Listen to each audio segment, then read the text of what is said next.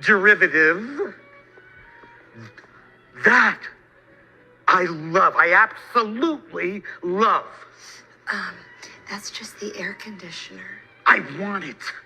Hello, everybody, and welcome to another episode of Explaining Warhammer to My Girlfriend. My name is Ava, and joining me, as always, is my lovely significant other, Carrie. It's me! Oh. One day it's gonna be John. That'll throw it off. My best friend, John!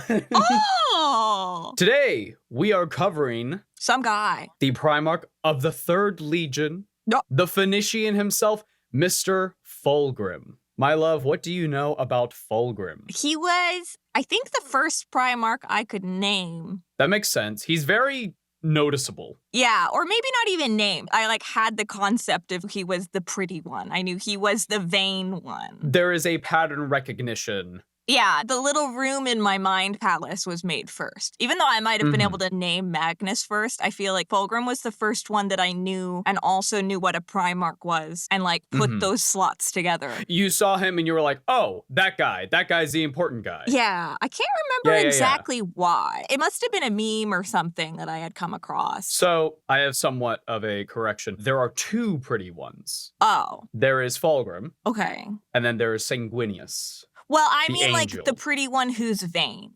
Okay, yeah. That is his sin. Oh, I know what it was. When I started realizing that I wanted to sort all of the Primarchs into the various Real Housewives, it was when I got to the clip of why would I apologize to you in your ugly leather pants? And I asked Alex, which one would that be? And he said FULGRIM. Yes. And the Mind Palace room opened.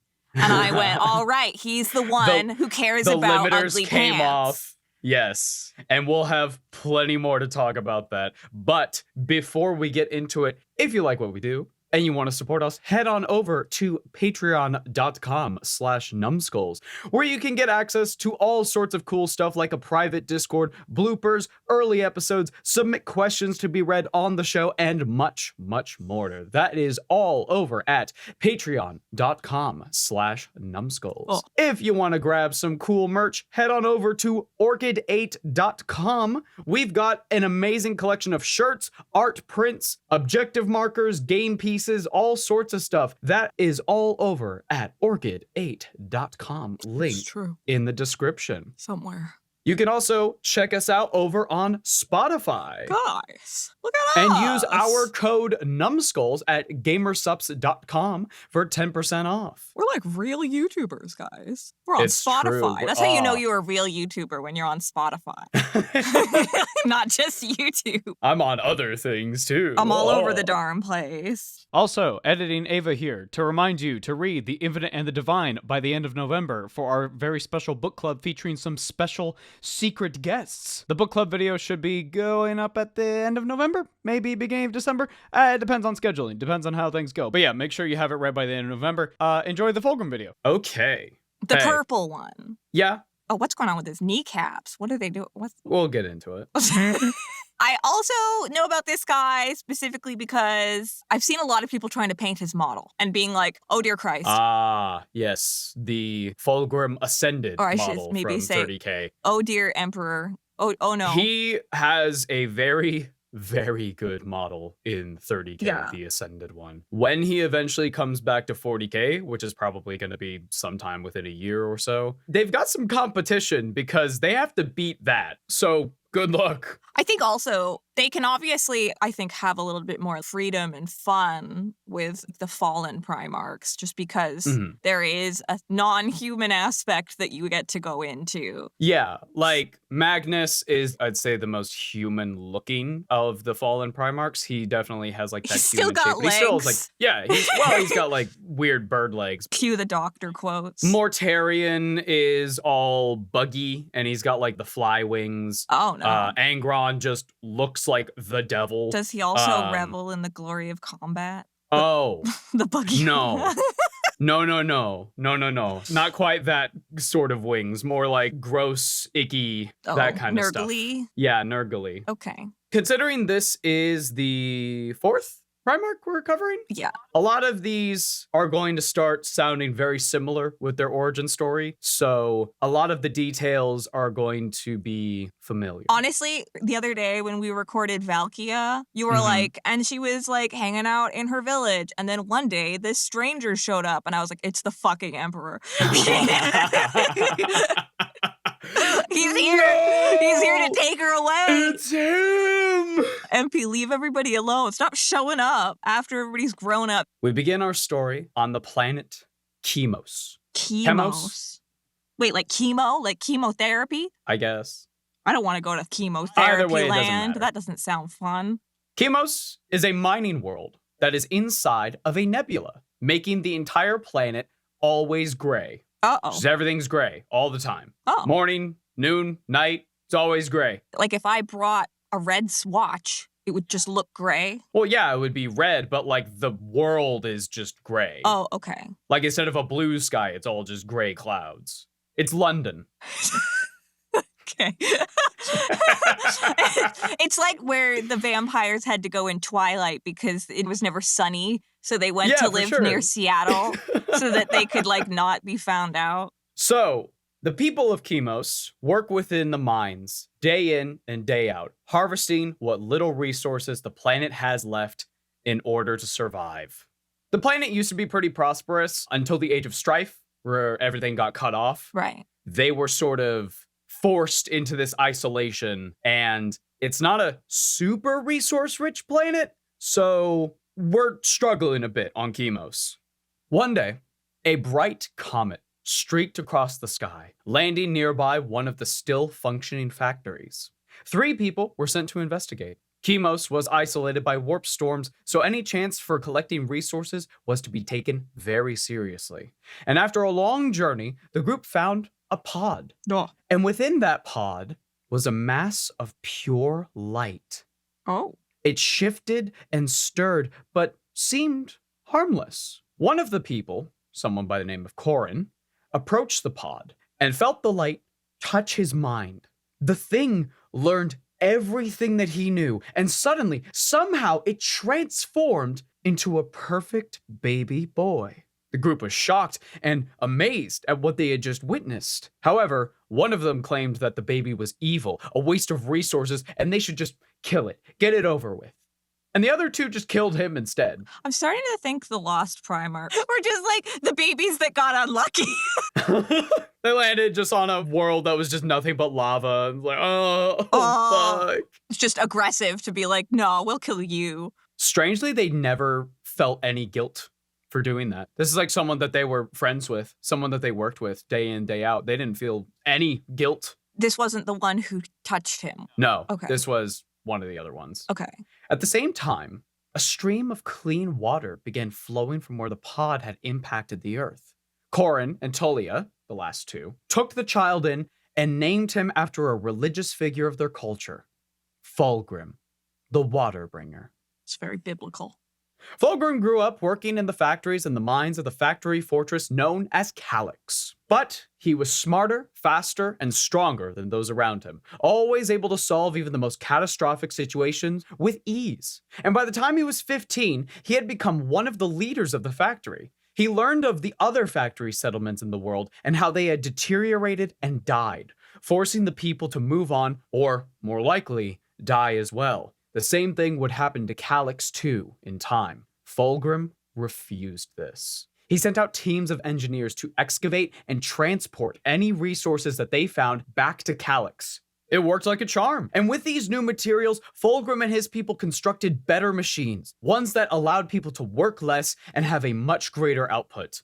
Other settlements began to ally with Calyx, while some declared war. But in this field too, Fulgrim was a master, effortlessly conducting diplomacy and battlefields as if it were his second nature. 50 years went by, and Fulgrim had become the undisputed leader of Chemos. Fun fact, during his time as a leader, he took on like multiple spouses. Oh, Yeah. okay. I think at one point he had 3 wives. Oh, At like one point. we're polyamorous. Yeah. I don't know. I guess could be polygamy. Yeah. But Either way, the same thing happened with each spouse. They would meet, get engaged, get married, right? Sure. Political or no. And Fulgrim would be like obsessed with them. Okay. He would love them, cherish them, and then one day he'd just stop caring. He gets the new relationship energy hard. Yeah, but then after a year or so has gone by, he's like, Well, then the new relationship energy is gone. That's what happened. He goes into the honeymoon period, and then it's gone, and he's like...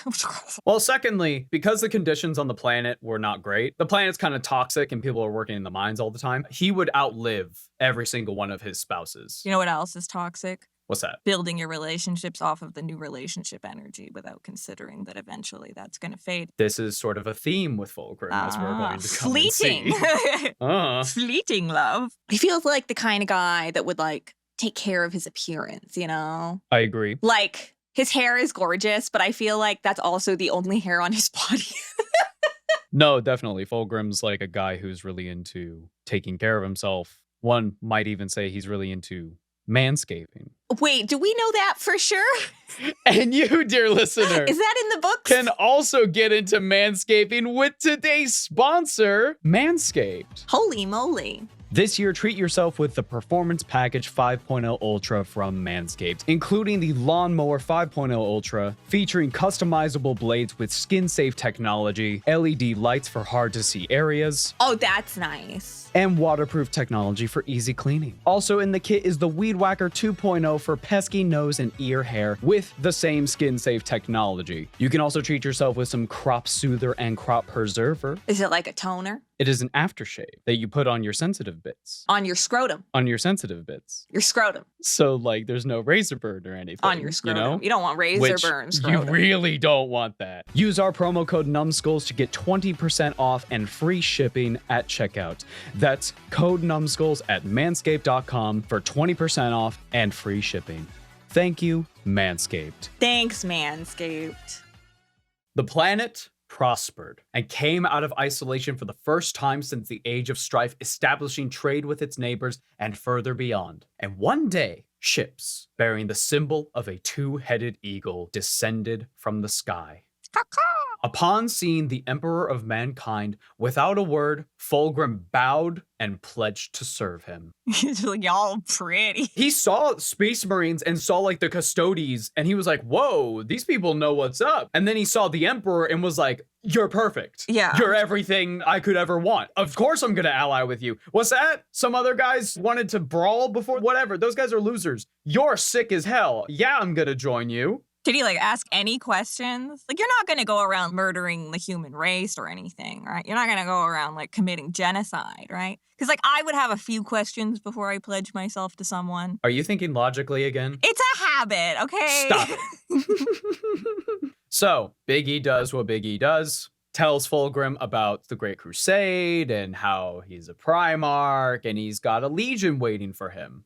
The Third Legion, who, at this point, already had a bit of a reputation. They were made up primarily of those of noble birth, of mainly Europa, back on Terra, and they were obsessed with perfectionism, and they preferred leading humans during battle, standing as a beacon of hope to encourage their allies to fight harder, which was seen as pretty unusual amongst Space Marines. Most of them couldn't give a fuck about normal humans. Their armor colors are a brilliant purple with gold trim, sometimes some silver here and there. It is a gorgeous color scheme. It is purple with gold, brilliant gems all over the place. Sometimes people paint it as more of a magenta. Either way, it is, they are so beautiful. Royal. Very royal. And we'll talk more about that in a second. It literally looks like a Crown Royal bag. Yeah, fair enough. Yeah, and that fits into their whole vibe, right? Canadian whiskey. However, the Third Legion had a problem. Do you remember how the Luna Wolves, Horus's legion, got their name? Yeah, because they fought like wolves. They fought like wolves on Luna, on the moon. On Luna, yeah. The reason why they were there is because there were a bunch of scientists who basically sabotaged a bunch of gene seed. They stole a bunch of gene seed, and the Emperor was like, give me back my gene seed, and all that kind of stuff. Now, there was a bit of a problem. Okay. A large portion of the Third Legion's gene seed was lost during this, and what was left was corrupted. It was corrupted with something called the Blight. which Oh, no. basically caused rapid organ failure similar Oh. to the Thunder Warriors. Oh, dear. Oh, and here's a fun fact about that missing gene seed. It wasn't actually the dudes on Luna that got rid of it. Okay. It was Trazyn the Infinite. Wait, he still got it? Yeah. It's just in a freezer somewhere? He fucking came in and was like, yo, yoink, what's this stuff? You just get a picture of him, like, being like, looking in a freezer, and he, like, picks out, like, a Klondike bar, and beside it is like, I might need it later, I don't know. I don't know. What if we run out of them? Because of this blight, and because of the missing gene seed, where Horus, Lehman, and Ferris were given legions of over 100,000 space marines, Fulgrim was given 200. And during the ceremony where Fulgrim met his legion, it was a bit of a sight, but it didn't discourage him at all. And he gave a speech that, according to Imperial records, so take this with a grain of salt, went something like, "We are his children. Let all who look upon us know this. Only by imperfection can we fail him. We will not fail." He was probably like, only by imperfection can we fail him. Shoots death glare at Iron Hand Man. They hadn't met yet. Okay. This speech was so good, so moving, that the Emperor then stood up and said, From here on out, the Third Legion will now be named the Emperor's Children, and you will be the only legion allowed to carry the Imperial Aquila on your armor. Oh. So that's why they have the bird and feather motif everywhere, is because they're very proud of this. Were all the other sons just sitting there like, what the fuck, Dad? Kinda, but, you know, we know MP plays favorites. Now, as we said, they had pretty small numbers, so the Emperor's children actually ended up combining with the Sons of Horus. So Fulgrim and Horus started to hang out, Okay. and they developed a pretty deep bond. Cool. Yeah, they got along. That'll be fine. Yeah. That'll be fine. Let's talk about Fulgrim's personality. Alrighty. Fulgrim is perfection made manifest. He deeply appreciated art, culture, and beauty, something that his homeworld lacked. He actually made a sculpture of his parents, the two people who took him in. He made a sculpture of them on his ship.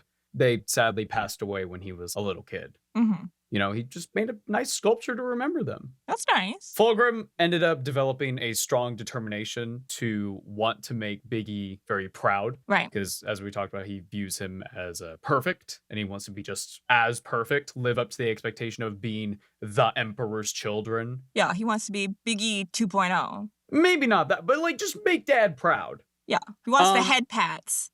Because of this, he constantly worked harder to make his legion the absolute best that they could be. The best armor, the best combat prowess. And if there was any imperfections, get them out of here. So like psychers, that's seen as an imperfection. So we're not going to have any psychers. No magic in this legion. Get out. Mm-hmm. Be gone. Interestingly, when they would go to planets to conquer them, you know, the whole join us or die kind of mentality, Fulgrim actually used love rather than violence to conquer planets. And I have an excellent excerpt here. It's a bit of a long one, so strap in for a little bit of a story time. This is from Fulgrim's perspective as they are essentially locking in this planet to be under the Imperium's control.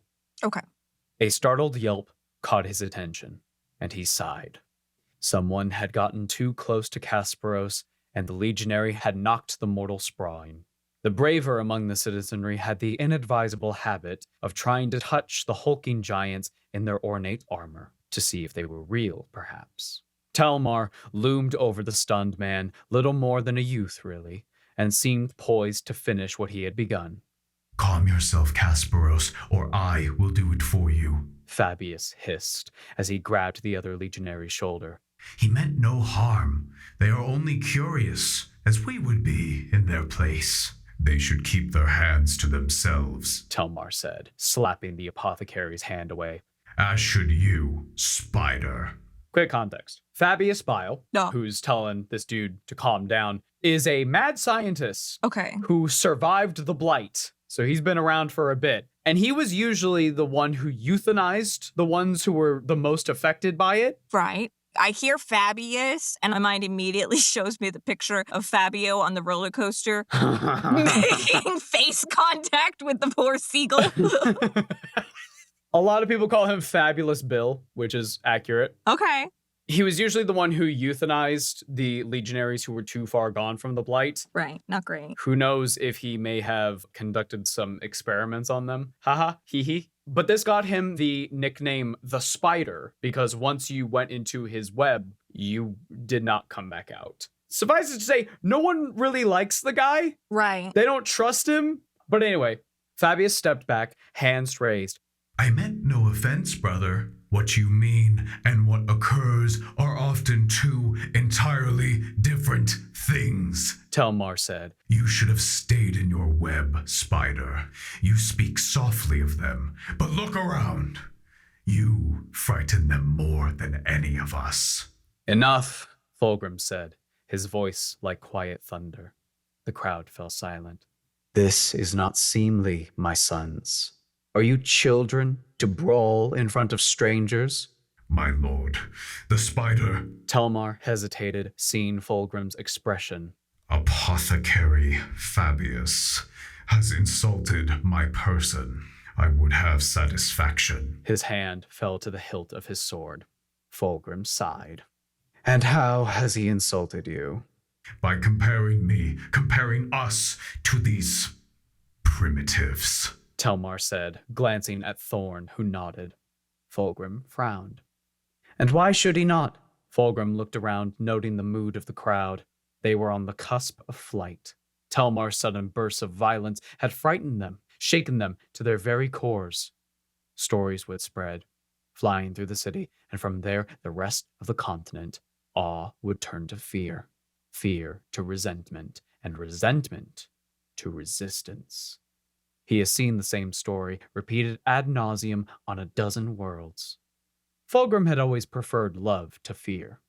Love was stronger. Fear could be conquered, but love, never. It waned and swelled, but it never truly faded. He had made himself loved on Chemos, and he would do the same here. The Primarch sank to one knee and reached down to help Telmar's victim to his feet. The man stared at him with mingled fright and awe, his mouth working soundlessly. Fulgrim smiled and stood. I came from nothing, he said, fixing his sons with a steady gaze. I scrabbled in the quarry pits and down in the deepest mines, carrying buckets on my shoulders because the ascender blew a gasket, he said. I broke my fingernails on raw ore and grew blisters from heat and labor. You look down on them, blind to the beauty of their struggle, blind of what they might become if only someone would scrape the filth from their faces. He reached down and lifted a child onto his shoulders. The girl laughed and clapped, unafraid of the giant, even as her mother wept. Fulgrim indicated the crowd. His voice had driven many of them to their knees. Look at them, my sons. You are the highest, and they the lowest. It is your duty to raise them up as high as they will go.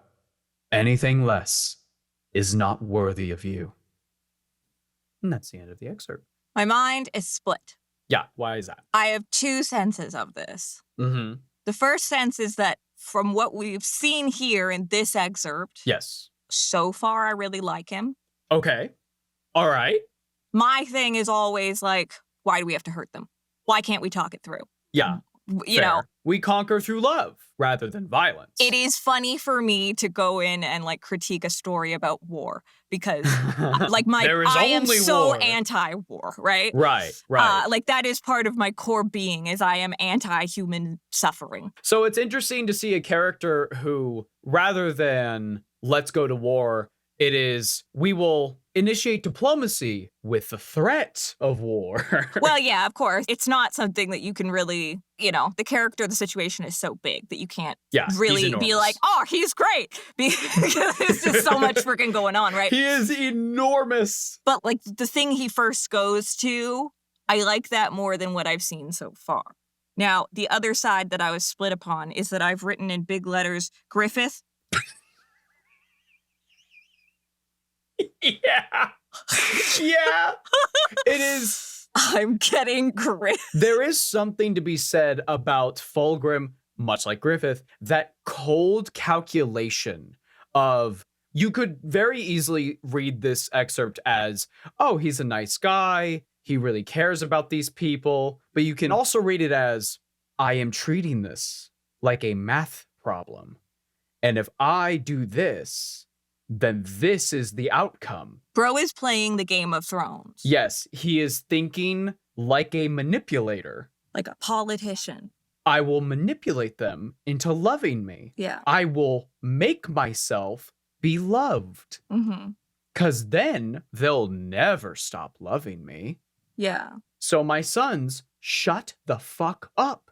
Loyalty from a place of admiration and love is much stronger than loyalty based on money or fear. I mean, think about how hard certain factions in 40k fight under the light of the God Emperor. Look at the Sisters of Battle. Look at the Custodes. Mm-hmm. You know? My interesting qualm about this is then, if I didn't know what the Primarchs are, where the story kind of goes, would I get the Griffith vibe? Or would this sway me? Would I be taken in? Exactly. If you were the perspective of these mortals before them. Because I can see myself, obviously I can't see myself as a person who is in the plight of war. I am very privileged. But like, you know, were my loved ones killed because they didn't want to do something, I would be pissed. I would not be happy about that.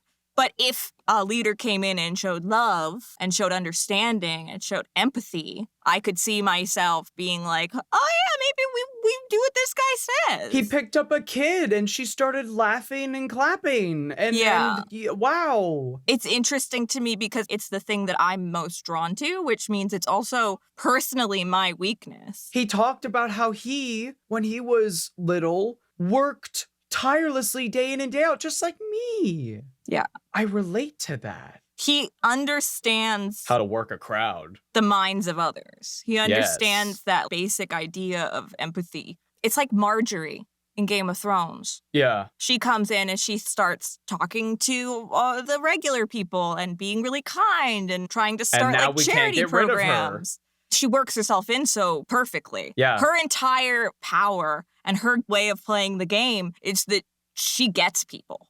But this is what I'm saying is, if you get rid of her, well, now everyone revolts. Yes. Because where the fuck is Marjorie? Because that loyalty was stronger than the loyalty that was based on the fear and the money. Yes. So if in this situation you got rid of Fulgrim, this planet would revolt. They'd be like, what the fuck? They wouldn't Fulgrim. Necessarily just be like, okay, we'll follow whoever shows up next. Exactly. Yeah. This planet is probably not loyal to the Emperor. They're loyal to Fulgrim.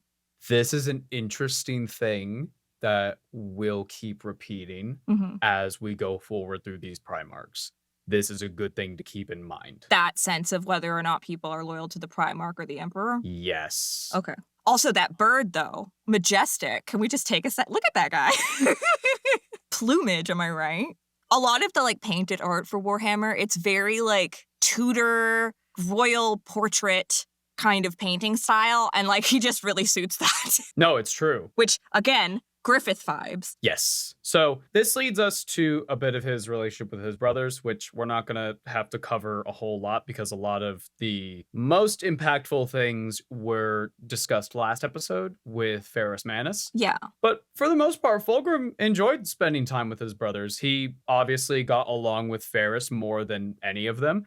But he had a pretty strong bond with Horus as well with the time that they spent together. But again, Ferrus and Fulgrim, they were the best buds. Yeah. They were almost inseparable. Yeah. Post that experience they shared. Before that, they didn't like each other. The Forgebreaker and Fireblade competition was pretty early into their relationship. They both reached a boiling point, but then they had that unbreakable bond. Forge broke the ice on their hearts. It's true. The most impactful thing we're going to talk about with Fulgrim's origin, leading up to what we will discuss during the heresy. Right. He's got enough heresy for everyone. Look, it's fabulous. True. The cleansing of Leyren. Uh-oh.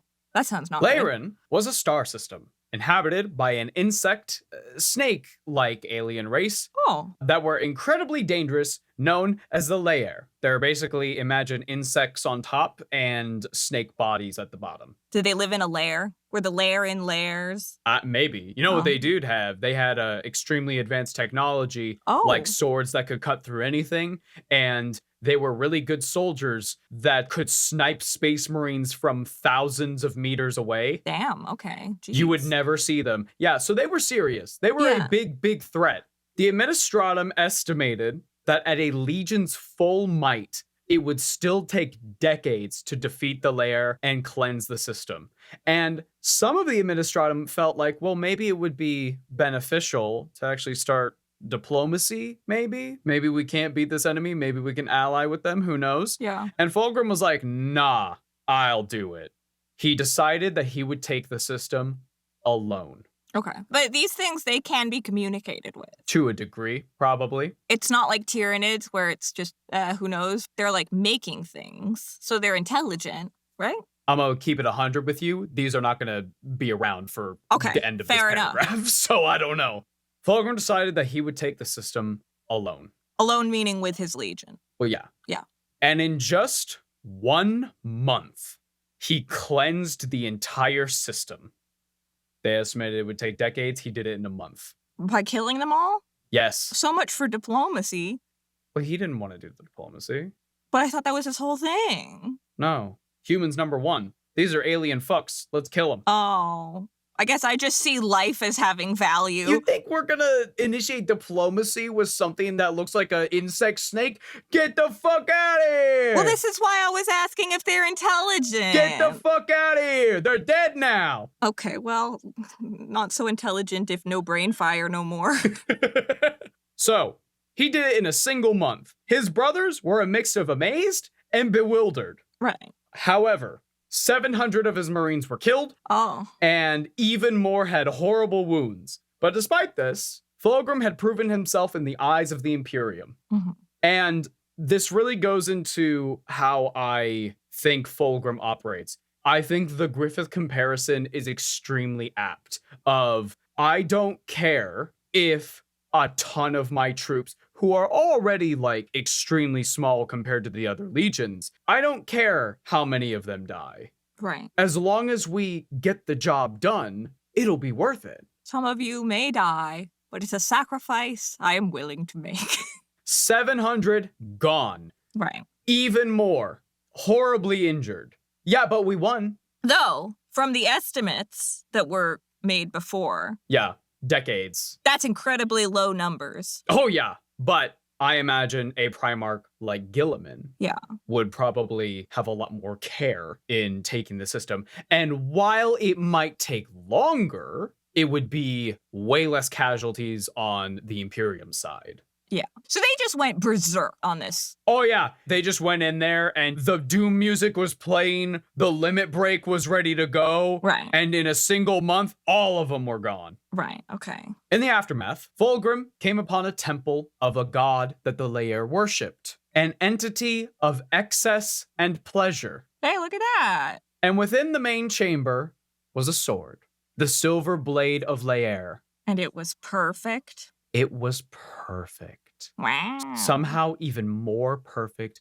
than Fireblade, the weapon that Ferris had crafted for him. Wow. I hope he doesn't pick this up. Fulgrim took this blade as a trophy and then began to wield it in battle. He was dual wielding with Fireblade and this silver sword. Oh, he's like Kirito. But as time went on, Fireblade wasn't used all that much. You know, it's not that good. But this silver blade of Lair, it's nice. It's perfect. It's the right weight. It glistens in the sunlight in a very romantic way. Oh my goodness, it is perfect.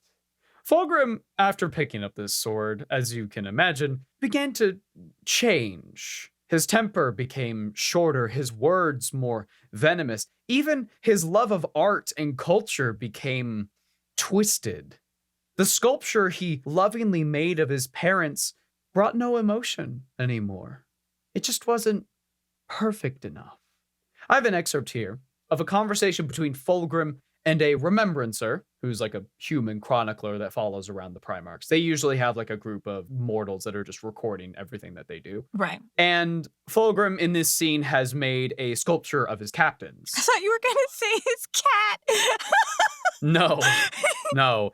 He's made a sculpture of his captains. Okay. And he has brought in a remembrancer to get his input. Yeah. How accurate is this? Well, also just like, hey, check it out. I made this. What do you think? Because a lot of the Emperor's children were artists and craftsmen and poets in their off time. And Fulgrim really encouraged this to the point where even if you were just a simple chronicler, well, you would be interacting with these activities as well in your downtime. So he respected their artistic opinion. Oh, of course. Yes. So he brought him in, and the excerpt is as follows. He's like looking at these statues, and the remembrancer says, "It's as if they are too perfect," he said. "As though they have been carved with the head rather than the heart." "Can it be possible for a thing to be too perfect?" asked Fulgrim. "Surely everything that is beautiful and noble is the product of reason and calculation." "Great art isn't about reason, it's about what comes from the heart," said Ostian. "You can work with all of the technical perfection in the galaxy, but if there's no passion, then it is a wasted effort." "There is such a thing as perfection," snapped Fulgrim. "And our purpose for living is to find that perfection and show it forth. Everything that limits us, we have to put aside." Ostian shook his head, too caught up in his own words to notice the Primarch's growing anger. "No, my lord, for the artist who aims at perfection in everything achieves it in nothing. It is the essence of being human that one does not seek perfection." "And what of your own work?" asked Fulgrim. "Do you not seek perfection in it?" "People throw away what they could have by insisting on perfection, which they cannot have, and looking for it, or they will never find it," replied Ostian. "Were I to await perfection, my work would never be finished." "Well, you are the expert," growled Fulgrim. Ostian suddenly, horribly, became aware of the Primarch's displeasure. Fulgrim's eyes were like gleaming black pearls, his veins on his cheeks pulsing with suppressed anger, and Ostian was filled with terror at the depths of yearning he saw within them. He saw past the Primarch's desire to render beauty in marble or painting to the obsessive compulsion to achieve the impossibility of perfection, a desire that would allow nothing to stand in its way. Too late, Ostian saw that despite asking for honesty, Fulgrim had not wanted honesty. He only wanted the validation of his work and honeyed lies to prop up his towering ego. "My lord," he whispered. "It is of no matter," said Fulgrim acidly. "I see that I was right to have spoken to you. I shall never lay chisel to marble again, for I am clearly wasting my time." "No, my lord, that's not—" Fulgrim raised a hand to cut him off and said, "I thank you for your time, Master Delafor, and I will leave you to continue your imperfect work." Surrounded by his Phoenix Guard, the Primarch of the Emperor's children had left his studio, leaving Ostian trembling with the horror of seeing inside Fulgrim's head. Interesting. What do you think? Very different from the excerpt of earlier, right? Yeah, it's giving Beauty and the Beast. With the rose? No, with the fact that he thinks he's so perfect. He thinks everything around him is so perfect. When it's... Why would he bother with something else when actually it's twisting him? Yes. It is ugly. That putting aside of other things in the search of the good thing, the perfect thing, is inhuman. Yeah. It is a loss of humanity, almost, which is like the whole message from the fairy. So, poor Ostian here. Yeah. Does not live for much longer after this. Oh, no. Because another remembrancer on Fulgrim's ship, she ends up wanting to create the perfect painting for Fulgrim. Okay. And no matter what, she can't do it. And then eventually she's like, "I'm not using the right type of paint. Ostian!" And then she kills him. So she can use his blood? Uses his blood to create a painting. And that's how they got the painting of King Charles. And then she realizes what she has done. And then, she exits the story, so to speak. And then Fulgrim finds this painting. Okay. And he's like, it's fucking perfect. Bro, you was cooking. You were cooking, girl. Oh my God, it's perfect. But like to everyone else, they're like, this is horrible. This It's an is atrocity. horrifying. What is this? And he's like, no, it's sick as fuck though. Yeah. Yeah, so there's a lot more that happens on Fulgrim's ship, especially after the painting event that we'll talk about at the beginning of the Horus Heresy episodes.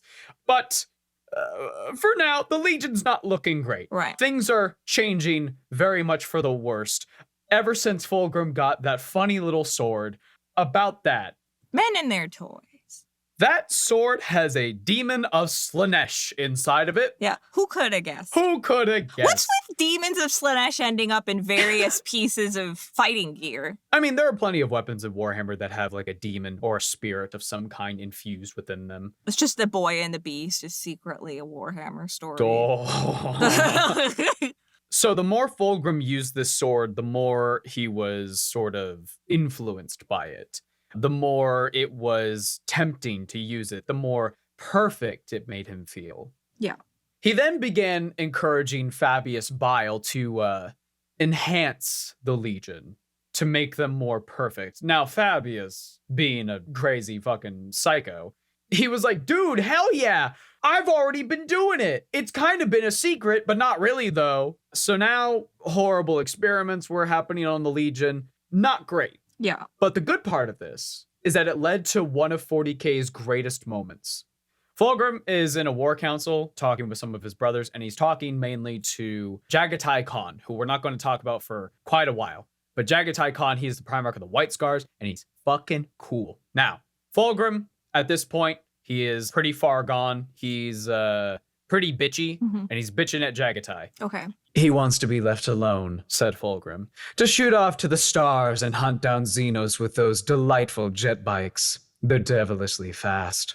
I heard from a contact on Mars, Jagatai, that you do strange things to your ships. The Khan shot him a heavy-lidded stare. I heard you do strange things to your warriors. Damn. Wow. Damn. Damn. Get him. Get him. Clap back, King. Holy shit. Jagatai, my king, my fucking Khan, my guy. We love the Burn Master Jagatai. Oh, let's get him in a rap battle immediately. True. From here on, Fulgrim's Legion fell even further, inching ever closer to the temptation of chaos, to the Dark Lord Slanesh. But that is a story that we'll have to continue another time. And that is Fulgrim's origin. Interesting. Obviously, he is eventually going to fall to Slanesh, and this whole, like, kind of rage that is overtaking him and this perfectionism is an influence of Slanesh. So obviously the perfectionism was already there, but it seems that ever since the sword was picked up, it was like turned up to 1,000. Yeah. So it really 180'd his story to find this sword. Yeah, a lot of people do alternate universes of just, what if Fulgrim didn't pick up the sword? Yeah. And the general consensus is his Legion would be A, loyalist. Yeah. B, they would probably be some of the best warriors the Imperium has to offer. Right. Because they work tirelessly to perfect their battlefield tactics, their incredible duelists. They basically want to be perfect in all forms of combat, in all forms of society. They want to be perfect. So it's interesting because remember, I was talking about how I was split. Mm-hmm. On one hand, I really liked Fulgrim, but on the other hand, I had this sense of There's something sinister down there. there is an impending doom here. Yes. I get the sense that this guy's going to turn. I guess it brings kind of the question, would Griffith, what would have happened if he hadn't gotten the God Hand? Well, even further beyond that, what if he never found the Baillet? Yeah. Now, this goes into a lot of the themes of Berserk is prophecy and how Guts is like struggling against prophecy. He is the salmon flowing upriver, so to speak. He is going against what is fate. Right. He is the struggler. Yeah. But not Kingdom Hearts style. No. Yeah, it's an interesting idea of, well, what if this character didn't go down that road? What if the corrupting influence hadn't been introduced. And that almost happened with Griffith. Like, he lost the Bailet when he was like getting all tortured and stuff. But That whole because thing. yeah, it was a whole thing. Kind of deserved, honestly. But, you know, the Bailet found its way back to him through supernatural means. So maybe there is a version of this story where Fulgrim rejects the sword, but maybe somehow, almost like Russ's spear, it like keeps appearing. Like, whoa, wait, I thought I left that on that planet. Like, it wants to be a part of history. It's fate. Yeah, it's intertwined. You will accept this. Now, there is a demon inside there, so maybe it's more of like the demon is like, fucking pick me up, bro. What if you throw it in the Nile? Mr. And then Fish! I'm gonna rust! No! Anubis, my God! That poor cow. Right in the bottom. That cow would be fine. No, it'll be fine, but it's just, that's gotta suck, getting a knife in the butt. Yeah. But it's like, what if Qui-Gon hadn't come across Anakin? Yes. You know? It's interesting having the Traitor Primarchs trying to find exactly where the point was. The catalyst. Where was the catalyst? Yeah. For Fulgrim, it is definitely the sword. For other ones, it might be earlier, it might be later. Some of them never had a chance. We keep talking about it, but it is really cool having this story be fleshed out in such a way where we know the ending. We know where it's going. Yes. And so seeing these characters almost try to fight against that is really interesting.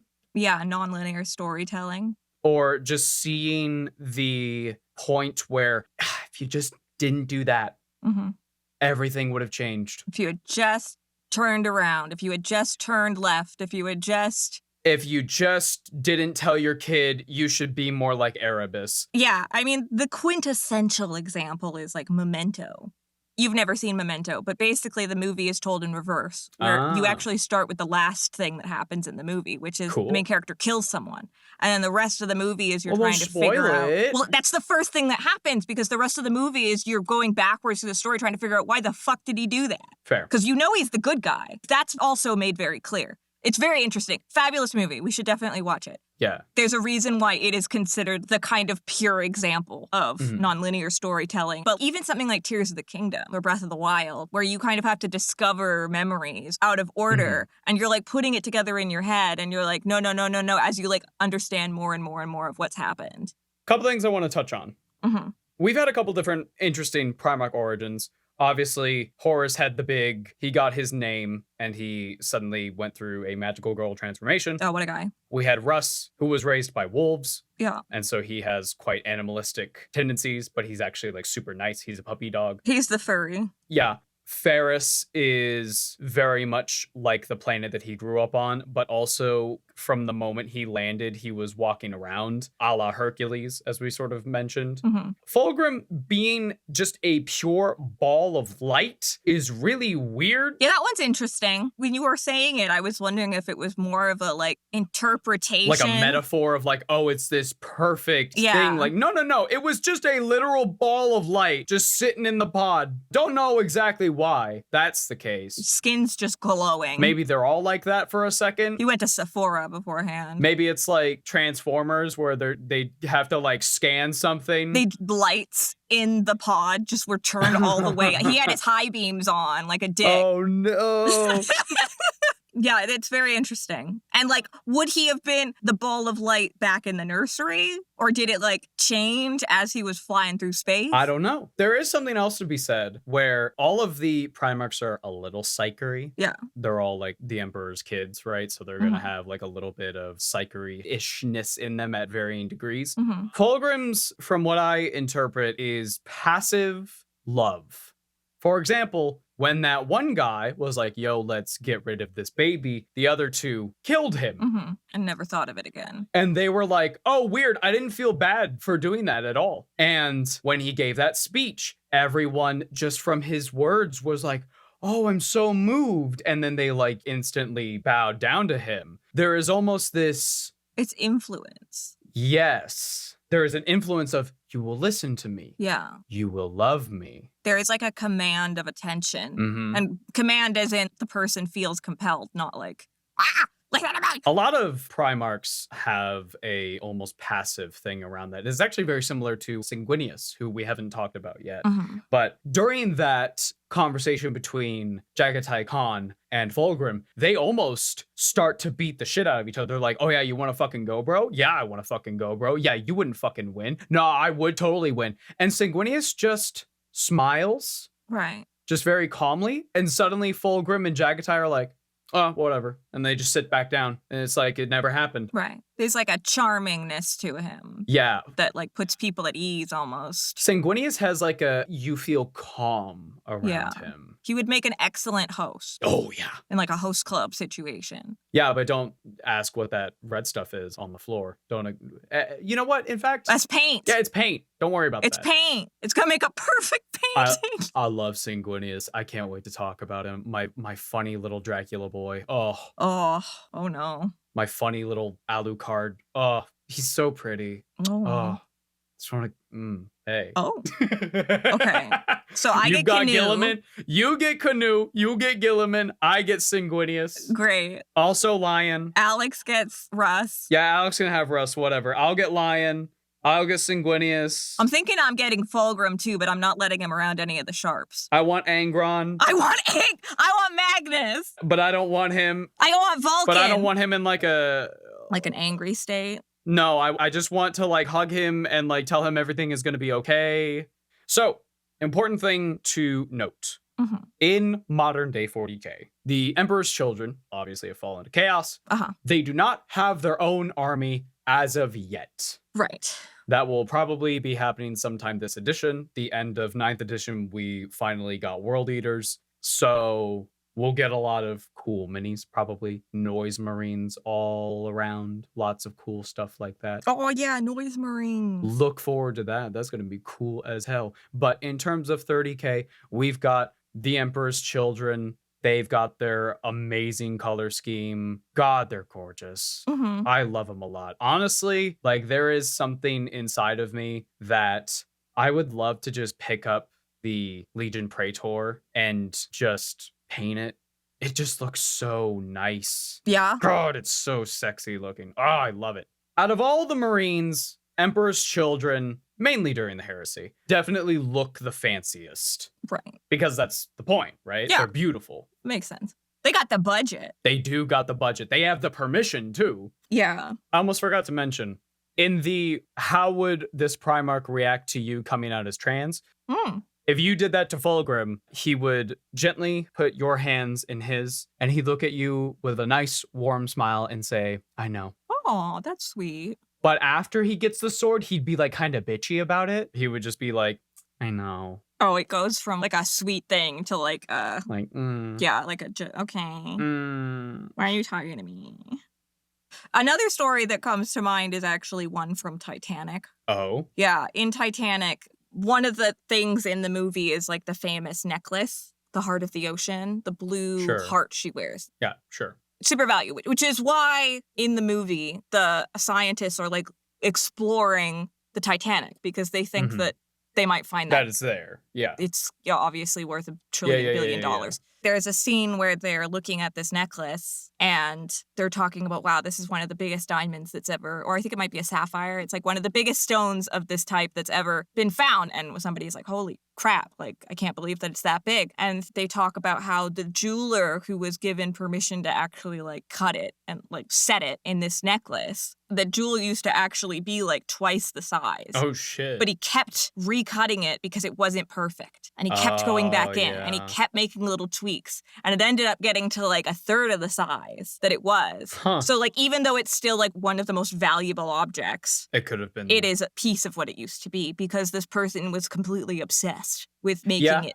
worthy of itself. And that feels very appropriate for Fulgrim and Mhm. just the entirety of the Third Legion, the Emperor's Children in general. Like, I could definitely see one of them in their off time when they're not, conquering the galaxy, like doing something like that Mm-hmm. to the point of insanity. Yeah. Maybe not insanity pre-sword. Like, there is, as we talked about, the sculpture Mm-hmm. where Fulgrim was like, but how can a thing be too perfect? That's silly. It made me think of, I've seen a few people commission like a portrait for their wedding day or something. Mm-hmm. And I've seen some people in comments be like, why didn't you just take a photo? Huh.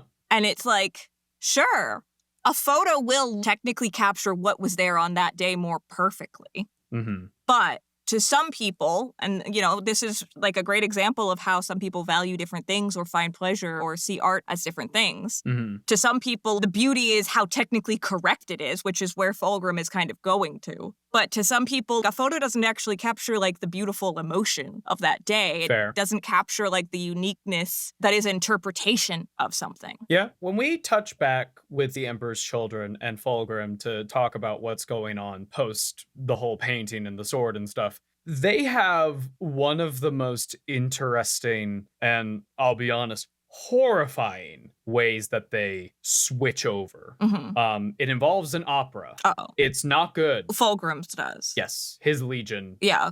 It involves an opera. Are we thinking Phantom of the Opera or are we going Black Swan? There is no Phantom. We'll talk about it when we touch back on them. So nobody in the comments, don't spoiler on it yet. Oh. Not yet. We're going to keep it as a big surprise. Interesting. I do love opera. Is it like German opera or Italian opera? It's the best damn motherfucking opera you've ever heard. God damn it. Is it like Repo? The genetic opera? Do you have any questions about FULGRIM or the Third Legion, the Emperor's Children? I don't know. I am fascinated by the fact that at least before Sword, pre-Sword, I would say so far out of the ones we've covered, I like him the most. Really? Well, I mean... Well, I'm just saying that's interesting. It is, because I actually expected to really not like him because from what I had seen so far, I anticipated that he was going to be arrogant, pig-headed. I would say that is somewhat accurate, but like it wasn't as upfront pre-Sword. Like that arrogance was still in him. I think when I'm saying arrogance, it might not be exactly the right word because I think what I'm thinking of is like arrogance in so much as like not being empathetic, like feeling better than everyone else. Okay. The guy who I had in my head wouldn't have picked the kid up, potentially. Right. He would have been like, that will dirty my clothes. Okay. You thought he was going to be snobby. Yes, exactly. I thought he was going to be all about his look and his image, and that's all there is. So I guess I thought he was going to be kind of flat. Okay. One-toned. I kind of underestimated him, really. Fair. Yeah, no, I think FULGRIM is really interesting, especially because as we've been talking, there is like that shift. And I also can't help but think what could be if he didn't pick that sword up. And he probably would have stayed loyal and probably would have been even greater as a warrior, as a Primarch. Mm-hmm. He gives Griffith, as we've said. Yes. He gives Sephiroth.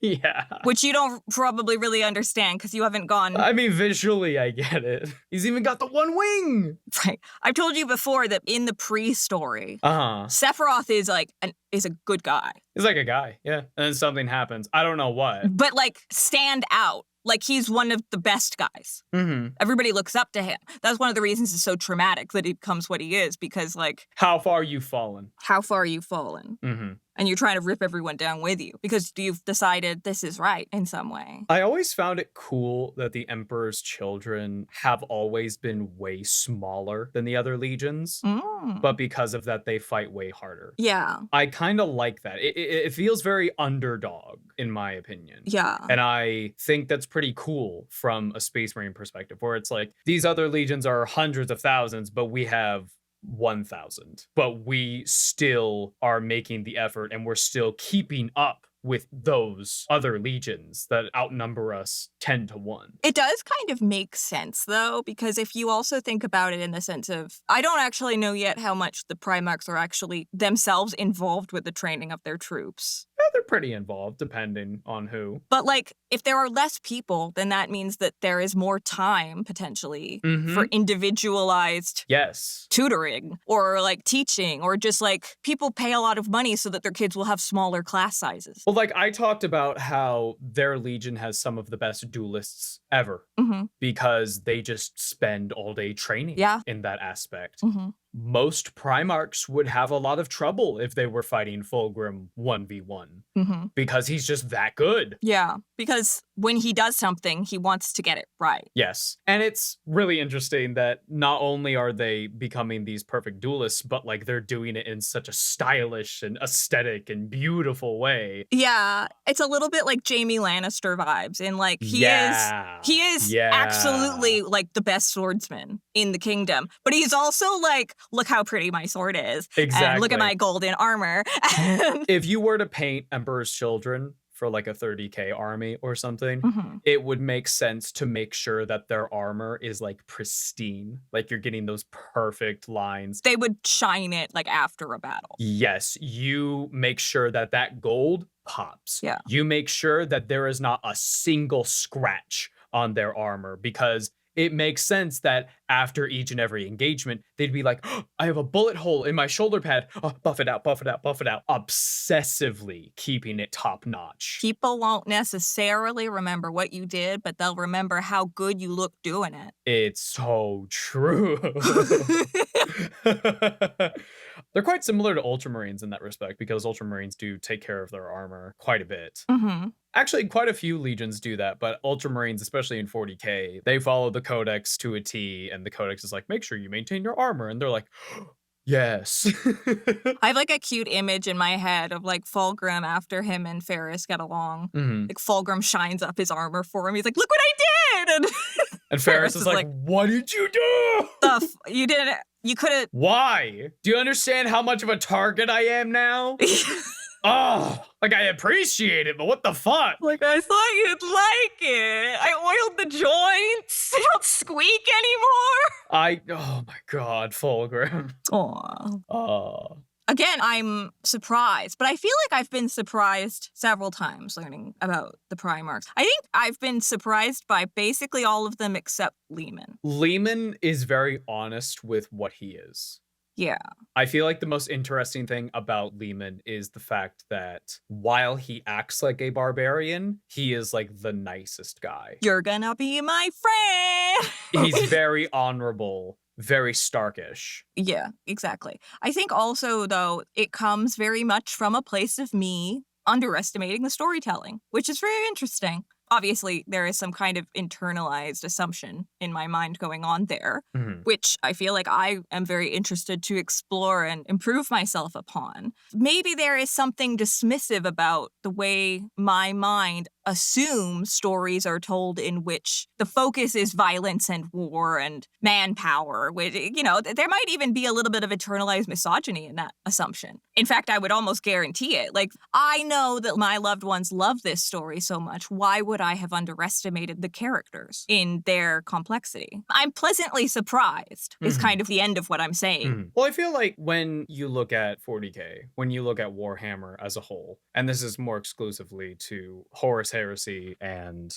40k in general, not so much fantasy, but this is speaking from my own personal experience. When I looked at fantasy, I was immediately captivated by like the Lizardmen and the Chaos Warriors and so on and so forth. But when you look at 40k and you see a Space Marine, you see one Space Marine, you kind of seen them all. Yeah. They're different colors of the same thing. It is kind of copy-pasty from the outside. It feels from an outside perspective that it just kind of feels boring. Yeah. Like, oh, they only fight? Okay, well, what's the deal there? Whatever. But then you experience something. You get a little bit of your toes in to the figurative pool. And suddenly you're like, oh, there's a lot more here than what is on the surface. Yeah. And I think that's something a lot of people find fascinating about Warhammer. Yeah, absolutely. It's a very good example of subverting expectations. Something like that, but I felt the thought fall out of my ear there. From the outside, not only is Warhammer so kind of daunting to put your foot into because it's just huge. There's so much. There's so much. There's so many different forms of media. There's so many different stories you could decide to choose to go into first or not, or what faction whatever. do you want to get into? Okay, well, you want to get into Space Marines? Here's 1 billion books. Which one do you want to go into? Well, yeah. I don't know. And also just like because there are so many characters and so many of them look so similar. It is interesting with how well they have been individualized. And we've brought up this in Comparison a couple of times, but it reminds me of the clones Yes. in Star Wars, where like, Yes. if you just watch the movies, you don't know anything about the clones. You're like, okay, it's clones, clone is a clone. Some guy. But like, if you Yeah. actually go and read the books or watch Clone Wars, Mhm. they can be incredibly different. The clone episodes are my favorite. Yeah, they're really good. And that one actor is, holy crap, that Dude, guy can act. Good shit. That is the dream for an actor, is to get to do that. Hey, there's a billion characters and you voice every single one. Oh, do I have to like change it up at all? Sometimes, but for the most part, no. Really only attitude-wise. Like, they have the Yeah. same physiology, so the voice is the same. It's like those scenes where a character hears their own voice in their head talking to them in different ways or something like that. Yeah. But like to like such a huge scale. And I mean, I was surprised like when we were going through the Ferris episode that I felt really sad when we were talking about, especially his relationship with Fulgrim. And we kind of got to the point of this is where there's going to be some issue when this happens. There is drama to be had. Drama getting 3.0 is on the horizon. And I had this twinge of like grief because I was like, I know where this is going. I didn't know about the sword yet, but I'm like, oh no, the loss of this character is going to destroy someone. It's like whenever I've gone back and started to rewatch Attack on Titan and you have to watch Aaron's mom die. Mhm. And you're like, oh. I've already started outlining the Horus Heresy episodes. Mhm. I haven't like written any notes or anything yet, obviously, but I've sort of started to determine how am I going to split this up? Where are we going to put? What are we going to talk about here and here and here? What order of events are these going to occur? Mhm. And I have excerpts ready for the Ferris Fulgrim conflict. Mhm. And we'll see if this is accurate. I think you're going to get upset. Probably. Yeah? Because I got upset. Yeah. It's sad. And I am very affected by loss in stories. And I feel this is why I decided to present our roadmap to the Horus Heresy in this way, because I feel you and I really don't actually care about there was this battle and like 4 kajillion people died. Like, that doesn't really interest me. It can. Introducing Warhammer to me as in the far future there is only war is how you get me to be like not interested. Yeah. But if I tell you, hey, there's this guy named Fulgrim, he's best friends with his bro named Ferris,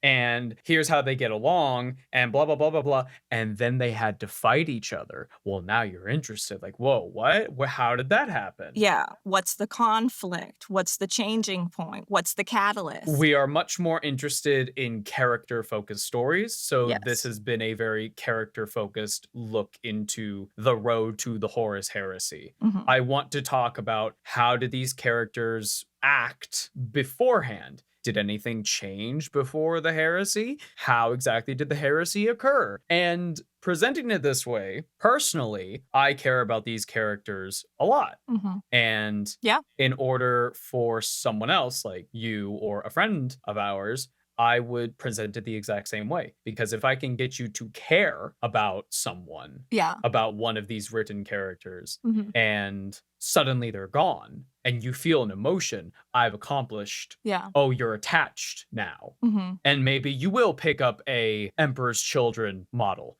Maybe you will get into Necrons or Lizard Men or whatever the thing that really captivates you is, right? Tyranids. You need to find someone's. Name redacted. You need to find someone's. Name redacted. Mhm. Like, those are sometimes the things that make people realize they care. The moment something that you like is lost, Yeah. in this case, a character in a story, that has such a powerful effect. Bro, when Ash gave up Butterfree, that was the first time I experienced a broken heart. That's the first time I cared. I was weeping. I remember my mom and my aunt were crying. Oh no. So, something that's interesting. Mhm. The Emperor's Children took their name very seriously, Mhm. as we've discussed a lot in this episode. Mhm. So, when they eventually fall, Yeah. not all of them are down with it. Yeah, there's going to be conflict. Some of the Emperor's Children, when the heresy gets going, are like, nah, fuck this. I am one of the Emperor's Children. I am not, no, I will fight you. The other ones have Sharpies, and they're like putting a little arrow between Emperor's Children and writing estranged. Funny enough, they are still called the Emperor's Children in 40k, so you get a bunch of funny interactions of like a guardsman going, "Don't worry, the Emperor's children are here. I heard it over the radio." Huh? And then suddenly, uh-oh. Uh-oh. Uh-oh. Uh-oh. Oh no! Is that a demon? Right. What the hell is that? Do you have any more questions, my love, about Fulgrim, his legion? What the next Primarch might be? I feel like I knew it. Is it Vulcan? Vulcan is next. Oh, look at me. I'm so good at remembering things. The man, the myth, the legend. The hot boy. He do be hot. Flame daddy. Yeah, well, he's cool. No, like- he's hot. That's true.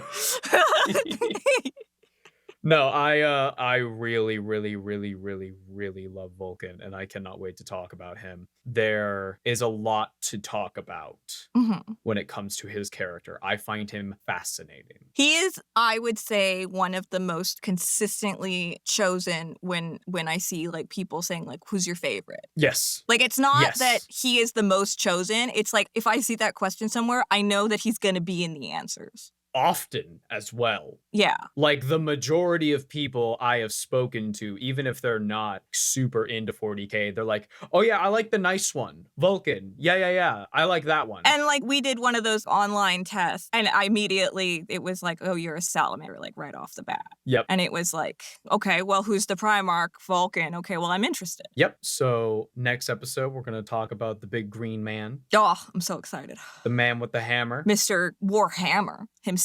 The dragon hunter. The dragon maker friender with. Come over, he's hunting dragons. Leave dragons alone. Leave dragons alone. They're cool. It's Is a it thing on another the planet. dragon? You did air quotes.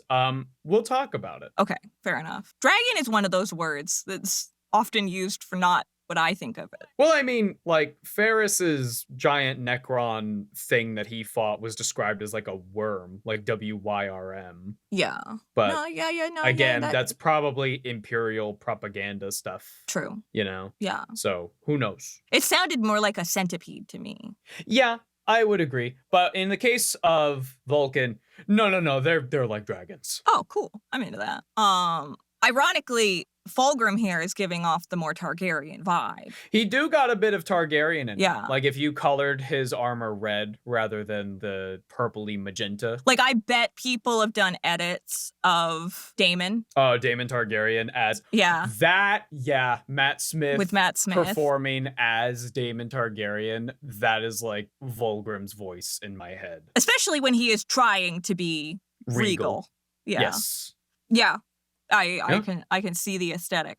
This has happened a few times where I've kind of come out of an episode that I expected to be like, and been like, Ugh. oh, no, that was actually like some of my favorite stuff so far. Really interesting. Yeah. Very into it. I like him. I'm very interested to hear more about his. I also like snakes. So, like, really, this was destiny.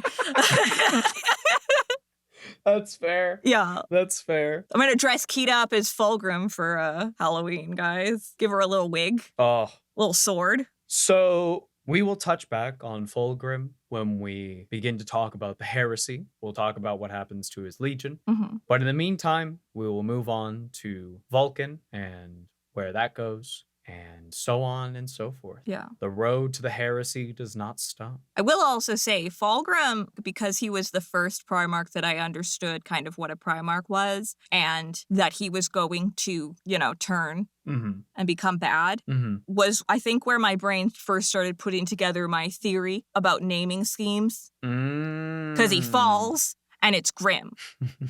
Wait, does he have a last name? No. Oh, okay. So they didn't even need it. They were like, here's the fucking story.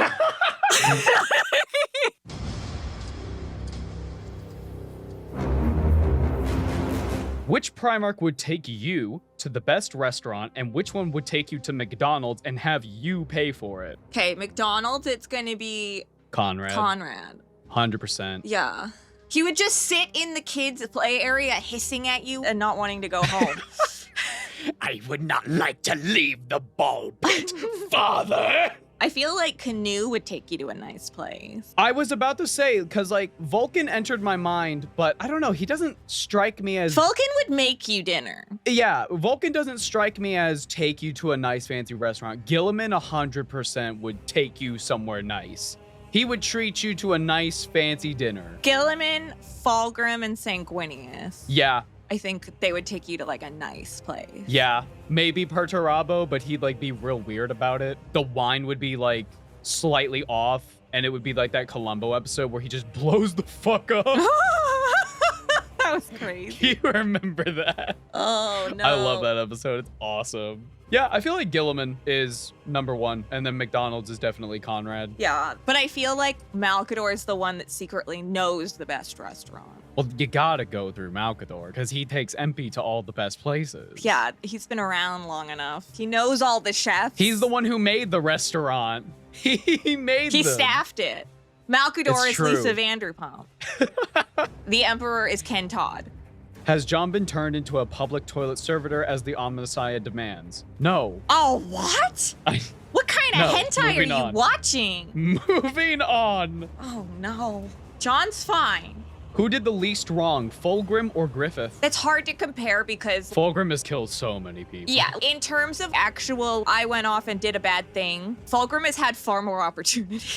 Griffith can only fuck with one planet. That's true. Really? But also, from a personal hatred, a personal fiery hatred, I will kill Griffith 1,000 times. I would say Griffith is worse Comparatively. because it was Griffith, whereas Fulgrim is being influenced. Griffith is just Griffith. He's been offered something and he takes it at a great cost. Mm-hmm. Fulgrim is corrupted. That's not technically Fulgrim. That's fair. That's an interesting way to look at it. Yeah? Like Fulgrim before the sword incident, it seems like generally is a good guy. Let's also not get it twisted, though. He killed a lot of aliens, even when he was, as we're saying, a good guy. Yes, but also, as we know, like in Warhammer, in this perspective of this universe, that's akin to killing sheep. That's a stone in the water. That's nothing. It's a good thing in the sense of like, that is their mission, is to kill off the Xenos, right? Like, that's what he's been told to do. Right. Yeah. Yeah, he might have some hatred in his heart for Xenos and all that, but I don't think that that came about of his own thought patterns. Fair. I feel like we should talk more about that later. Yeah, and very much I'm giving this answer knowing that I am the least educated in both of these characters. But like, that's what comes to my, like, to me, that's why Griffith is so horrifying. It's because it is him. He chose that. Yeah, I agree. Especially what he does to Casca. I would flay Griffith, dude. Like, I'm not a very violent person. I want that fucker to be trapped in a pocket dimension where he dies infinitely throughout the rest of eternity. I want that dude to suffer and to die over and over again. Fuck Griffith. You're gonna make him feel so bad, he's gonna get another Baelit. Almost said Bahamut. He's gonna get another Baelit, and then it's gonna start screaming. So going off of that question and our answer to that, let's move into the next question. If it wasn't for the Leyrin influence in his corruption by Slaanesh, what form do you think Fulgrim would take instead of his serpent-like form? Well, it would depend on who corrupted him. I think there is a definite possibility, given in his strive to become perfect. While perfection, you have to change to be perfect. Yeah, Slaanesh and Tzeentch go together really easily. They go together very well.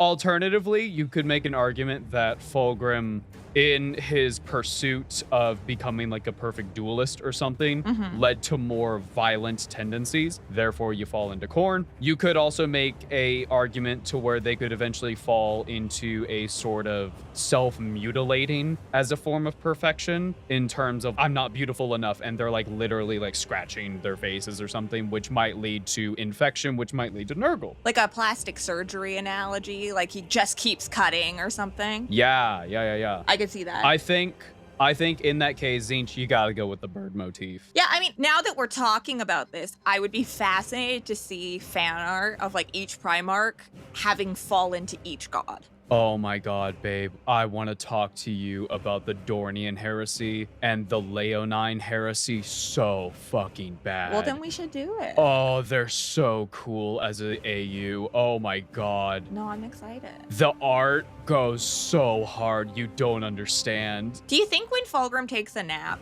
he curls up Yes. like 100%. Kita and like hides Yes. his eyeballs with his cute little tail? 100%. Aw. General opinion on the narrative role of poop swords. Example, the Lair Blade, Stormbringer, Frostmourne, etc. Okay, I thought they meant the poop knife from Reddit. No. What is a poop sword then? No. This is like a sword that makes you evil. A sword that is like corrupted and whoever wields it becomes corrupted. I think it's awesome. Evil fucking swords and fantasy and just stories in general go so hand in hand. I love me an evil fucked up sword. Yeah. Hell yeah. We love a cursed object. I love a cursed object. It's so good. I think they're cool. No, I feel like we answered it. Just they're fucking cool Yeah, they're chill. Why are they called poop swords? because they're funny. Is this like penis music? No. Definitely a question for Ava, since only them and about 3 other people will get it. What? But out of the 2 counterparts, which one is your favorite, Fulgrim or Sigvald the Magnificent? I think without Sigvald, we probably wouldn't have Fulgrim.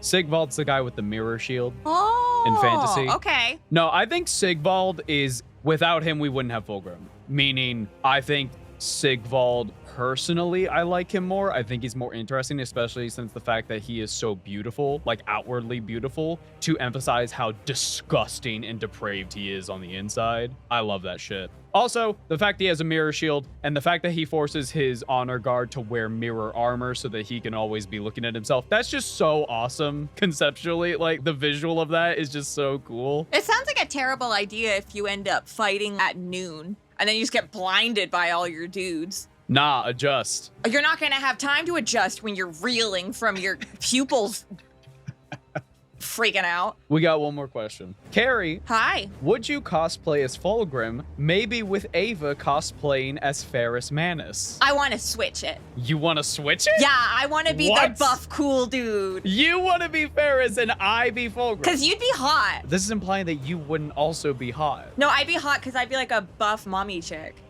Okay. No, I'm into this. And I could Okay. wear like cool gloves and those All right, cool all goth right. nail things that make it look like you've got claws. Okay. All right, we switch it. Carrie's Ferris and I'll be Fulgrim. Yeah. But I do we do need to do our Orokin Trazen cosplay because I just think that's would be fun. And that's where we start the OnlyFans, baby. That's where it begins, That's where we go. baby. That's where it is. Woo!